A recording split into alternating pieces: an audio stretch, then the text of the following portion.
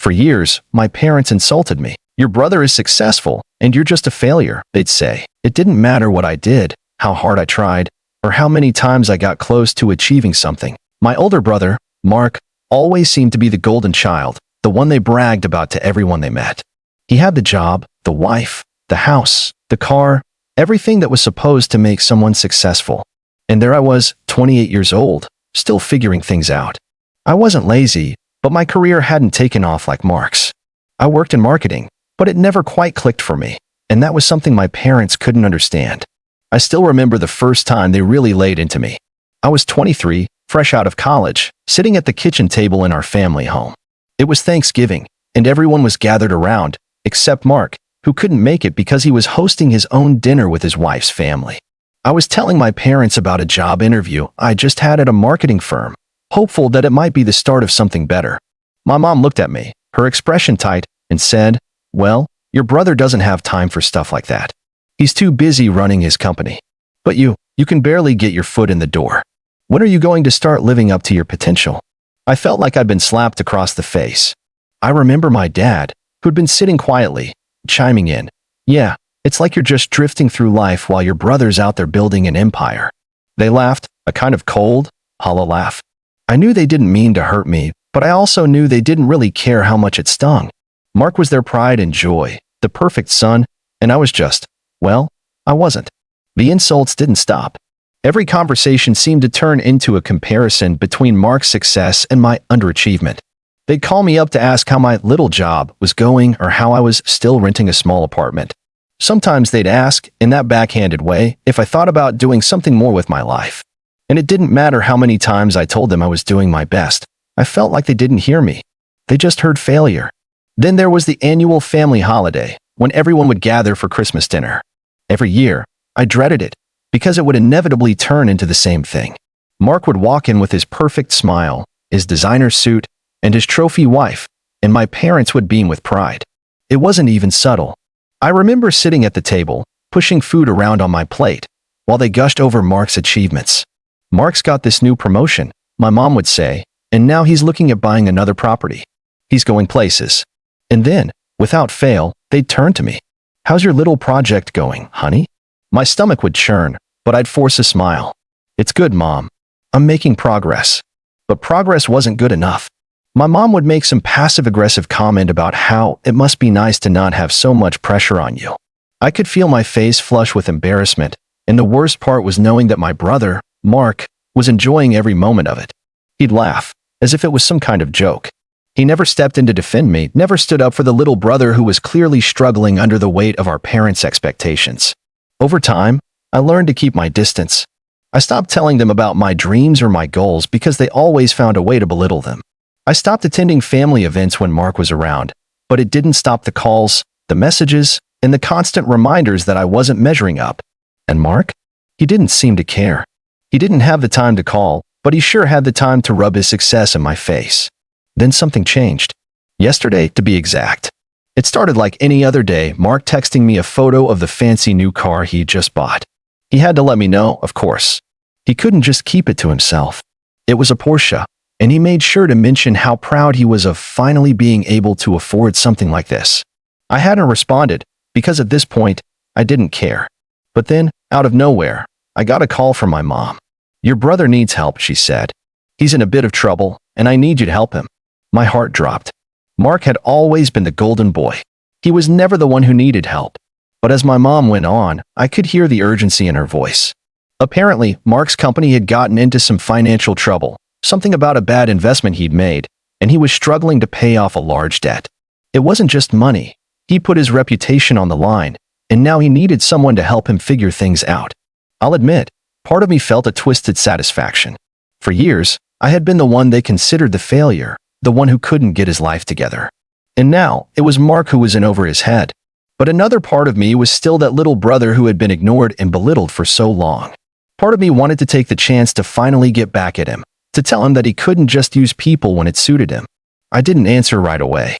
I sat there for a while, thinking. The old me, the one who just wanted their approval, might have rushed to his side. But I wasn't that person anymore. Not after everything. So, I called my mom back and asked a question that I've been holding in for years. "Why me? Why don't you ask Mark's wife or someone from his team? There was a long pause before she answered, her voice faltering a bit. Because he doesn't want anyone to know. He's embarrassed. I could almost hear the desperation in her words. She didn't want to lose face in front of everyone. She didn't want the world to see Mark as anything less than perfect. The more I thought about it, the more I realized that this wasn't just about helping Mark, it was about saving his reputation. But this time, I wasn't going to play along. Not anymore. That's when I started thinking about what I could do. What I could do. What if I took this chance to finally take control of my life? What if I showed everyone, including Mark, that I wasn't the failure they thought I was? What if I made my own success, one that had nothing to do with them? But there was something bigger here, something more personal. A deeper part of me knew that this was my opportunity for more than just career success. This was my chance for something else, something that had been brewing for years. Mark was going to regret this. But before I could make any decisions, Mark called me directly. His voice was shaky, his usual confidence completely gone. I don't know what to do, man. This is bad. I need your help. Please. I could hear the panic in his voice, but I wasn't sure how far I was willing to go to help him. The betrayal I'd felt over the years was still raw. Was this my moment for revenge, or was I going to just walk away, like I always did? I still didn't know.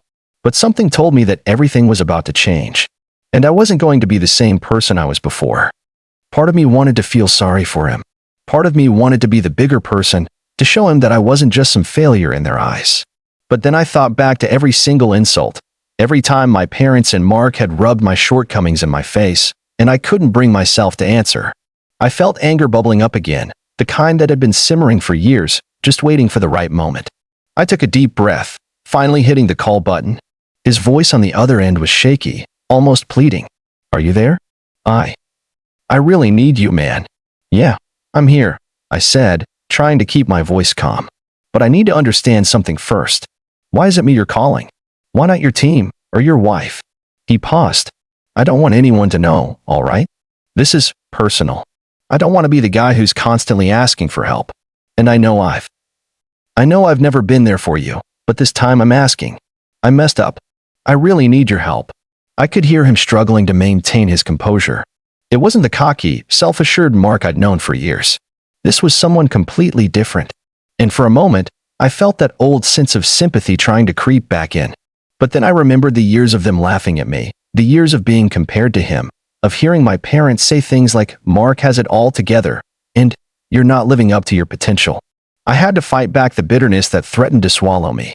Mark, I said slowly, trying to keep my voice steady, I'm not sure I can help you this time.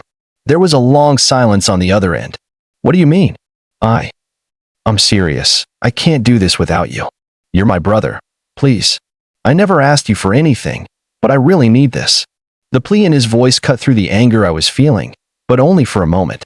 I shook my head, still trying to process everything. Why now? After all these years of treating me like a failure, the one who could never measure up, why should I help you? Mark didn't answer right away. I could hear him taking a shaky breath, and then he muttered, I don't expect you to understand. I thought maybe you could help me. Maybe it's time to fix things between us. I let the words hang in the air for a moment. Fix things? How many times had I wished for that, for some kind of reconciliation, for my family to finally see me for who I was instead of just comparing me to him? Mark had always been the golden child. He'd never once acknowledged how much it hurt when they ignored me, when they treated me like a disappointment. How could I ever fix things with him after everything he put me through? Mark, I said, my voice firm now, this isn't just about your mess. This is about what you've done to me for years. You've never been there for me. You've always been the one who got all the praise, all the attention. And you know what? I'm tired of it. Tired of being your little backup when things go wrong. Maybe this is what you need. Maybe you need to realize that you can't always have everything handed to you. There was another long silence. Then I heard him take a deep breath, and his voice softened. I'm sorry. I really am. I never realized how much I hurt you. You're right. I've always been the one everyone looked up to, and I never gave you the credit you deserved. I took everything for granted. But I'm asking for your help now because I don't know where else to turn. For a moment, I felt something shift in me. I could hear the regret in his voice, and it hit me harder than I expected. Maybe he was sincere. Maybe he was finally seeing me, seeing how much I'd been hurt. But I wasn't ready to forgive him just yet. I wasn't ready to let it go. I paused, letting the silence stretch out between us. I'm not sure what you expect me to do, Mark. But you need to understand something. I'm not just going to help you because you're in trouble. I'm not some tool you can use to get out of your mess. And frankly, I'm tired of being treated like I'm nothing. I know, he said, his voice cracking. I know I've messed up. I just don't know where else to turn. Please, I'm begging you. I'll do anything to make things right between us. I couldn't believe what I was hearing. After all the years of being told I wasn't enough, of hearing my parents constantly talk about Mark's success and how much better he was than me, now he was begging me for help. It felt like a sick twist of fate. I had to stop myself from laughing bitterly. I don't know if I can help you, Mark, I said finally, my tone cold. But I'll think about it. There was a sigh of relief on the other end. That's all I'm asking for. Just think about it. As the call ended, I sat there for a while, staring at my phone. A part of me wanted to help him. I wanted to show everyone that I could rise above it, that I wasn't the failure they thought I was. But another part of me, deep down, wanted to watch him fall. I wanted him to feel the weight of all the years he'd spent ignoring me, belittling me, and acting like he was better than me. Was this my chance to finally get some payback? I didn't know what to do, but I knew one thing for sure. Something was going to change, and I wasn't going to be the same person anymore. The ball was in my court, and for the first time in my life, I was the one who got to decide how the story went. I sat there, staring at the phone, replaying the conversation over and over again in my head. Part of me still felt like I was being pushed into a corner. This was Mark, my older brother, the one who had everything handed to him, the one who never had to lift a finger to get what he wanted. And now he was calling me to help him out of his mess? The nerve. I let my anger simmer for a moment, letting it fuel my thoughts. How many times had I been overlooked, overshadowed by him? Every time I did something, every time I made a decision, it was always compared to his success. The money, the career, the attention. They didn't see me, not for who I was, not for the things I was doing, just because I wasn't following the same path as him. They always looked at me like I was a failure, like I was the second choice, the backup, the one who couldn't measure up. I shook my head, trying to calm myself. The anger was there, but I couldn't let it take control. I couldn't be a doormat anymore. I'd spent too many years being treated like I wasn't good enough, like my choices didn't matter. But this was different. This wasn't about him anymore. It was about me, about my life, and what I wanted. I didn't owe him anything. It wasn't about revenge, not really. It was about finally standing up for myself. This moment felt like everything I had ever been through, all the years of trying to prove myself, had led to this. I wasn't going to let him come crawling back when things went south. I wasn't going to be a safety net anymore. But at the same time, I couldn't help but wonder, was I being petty? Shouldn't family help each other out, even after all the years of neglect? I walked around the room, feeling the weight of it all. Mark had been a jerk. He belittled me, put me down every chance he got, acting like I was the failure in the family. The second I made a mistake, it was like I had a permanent failure label slapped on my forehead, while he could do no wrong. And then, out of nowhere, he wanted to act like we were best friends, like we were equals. No, I couldn't let that slide. I stared at the phone again, debating what to do. Part of me just wanted to say, no, I'm done. You've treated me like dirt for too long, and now you want my help? Tough luck. But then I remembered something. I wasn't just anyone in this family. I wasn't just the afterthought, the one who was supposed to support him while he got all the glory. I had my own strengths. I had my own skills. And I didn't need his approval to feel like I mattered. I decided to respond. I texted Mark. I've been thinking about it. And here's the thing. I'm not a safety net for you to fall back on when things go wrong. I've spent years watching you walk all over me, and I've had enough. I'm not going to help you because you're in trouble. You need to figure this out on your own, like I had to figure everything else out by myself. It was harsh, but I felt a sense of relief as soon as I sent it. I wasn't begging for his approval anymore. I didn't care about his success or the way everyone had always treated me like I was invisible. I wasn't going to stand in his shadow any longer. A few minutes passed, and the phone buzzed again. It was Mark. Please, just hear me out. I know I've messed up. I know I've treated you terribly, but I can't fix everything on my own. I need you. I'm sorry, okay? I should have been there for you. I'm asking you for your help because I want to change. Don't you want to see me do better? I stared at the message for a while, feeling conflicted. I couldn't deny that part of me wanted to believe him. After all, hadn't I always longed for that family connection, the one where he would finally treat me like I was just as important as him? But the truth was, I had been the one doing all the emotional labor for years, trying to get him to notice me, trying to get my parents to see that I was capable of something.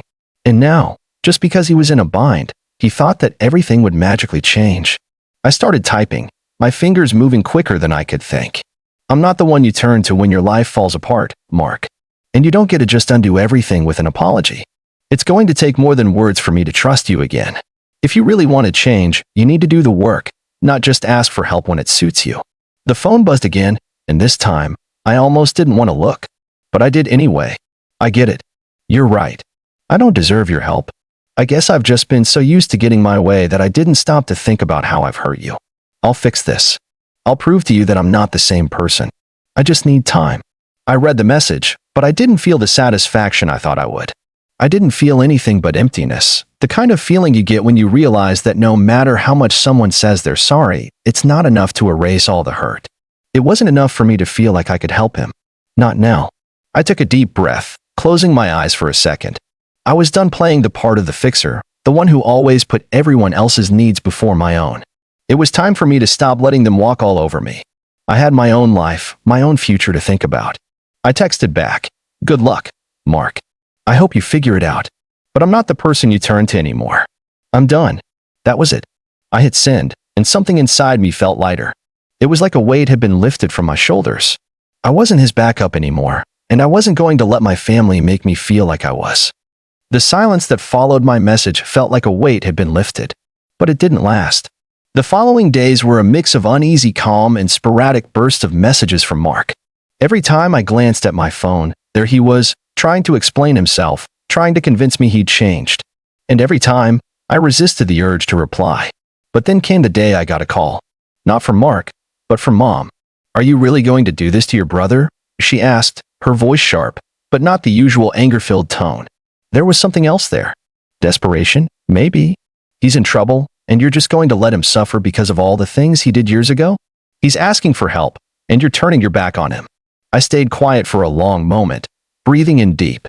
"Mom, I've spent my whole life waiting for him to change. Waiting for him to see me, to treat me like I matter. He's never been there for me. Not once. So why should I keep being the one who cleans up his mess?" She sighed. "I know it's hard, but family sticks together. Don't let this be the thing that tears us apart." Something inside me snapped. All those years, all that emotional labor, the countless times I had been the one to hold things together while Mark got all the attention, all the praise. And now they were telling me to just forget about everything and do what was expected of me, as if nothing had happened. "No, Mom," I said, my voice steadier than I expected. "I'm not doing this anymore. I'm not going to keep being the person who picks up the pieces when everyone else is too busy." She fell silent, and I could hear the faint sound of her breathing on the other end. "I don't understand," she whispered. "Why can't you just help him? Just this once?" I took another deep breath, trying to hold back the frustration that was welling up inside me. "Because, Mom, I've been helping him for years. And every time I do, it's like I lose a piece of myself. I'm done." There was a long pause before she spoke again, her voice softer. "I didn't want it to be like this." "Neither did I said, and hung up. The next few days felt surreal. It was like the world had shifted, but in a way that was still hard to comprehend. Mark kept texting, calling, trying to reach out, but I didn't answer. Not because I didn't care, but because I knew that if I gave in now, I'd only be reinforcing the cycle. I wasn't his doormat anymore. Then, a week later, I got another message from Mark. It was different this time. He wasn't begging for help. It was a long message, but this part stuck with me. "I've had a lot of time to think. You were right. I've spent my whole life using people, taking advantage of their kindness, and expecting things to be handed to me. I messed up, and I'm sorry. I'm not asking for your help anymore. I just needed you to know that." I sat there for a long time, staring at the screen. There was no immediate sense of victory, no rush of satisfaction. Just quiet. I could feel the weight of everything he'd said, the sincerity in his words, but I wasn't sure it was enough. I didn't respond right away, but I knew that, somehow, this was the moment that changed things. He had taken responsibility. He was finally admitting to everything that had gone wrong. It wasn't an apology that solved everything, but it was a step in the right direction. Mark had always been the golden child, the one who had it all. But in the end, it wasn't his success or his apologies that mattered to me.